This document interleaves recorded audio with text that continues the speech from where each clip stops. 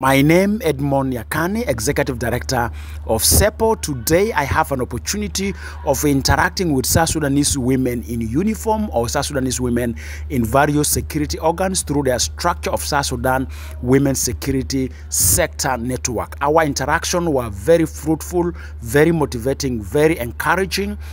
And I would like to take this opportunity to share with the leadership of the country that our interaction was around the implementation of Chapter 2 of the R-ARCSS.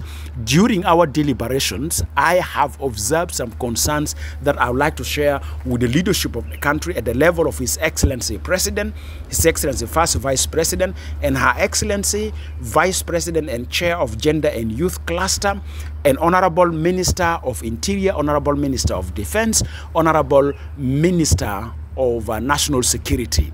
My observation is that there are institutional discrimination around women in the security sector in terms of promotions, deployments for duty, and representation in various structures of the ministries at the level of civil servants or structures of the security institutions. For instance, we realize that all state police commissioners are men without a woman.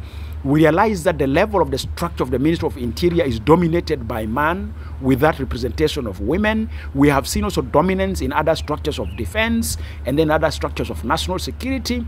We would like to appeal to our honorable ministers at the level of the ministries of security institutions, being the Ministry of Interior, Ministry of Defense and Veteran Affairs, Ministry of National Security, that we should embrace 35% in setting the structure of our security institutions.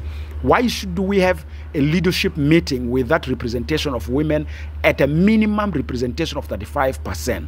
Affirmative action also take into account ranking system.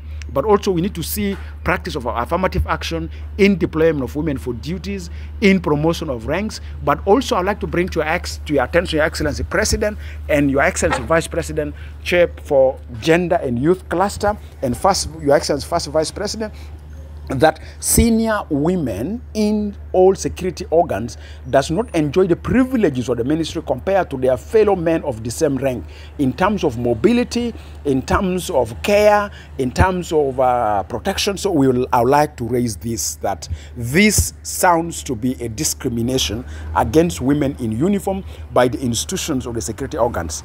I need a reform. We are calling for the leadership of the country to hear our voices on behalf of our mothers and our sisters who have dedicated their life to improve our security and defense sector.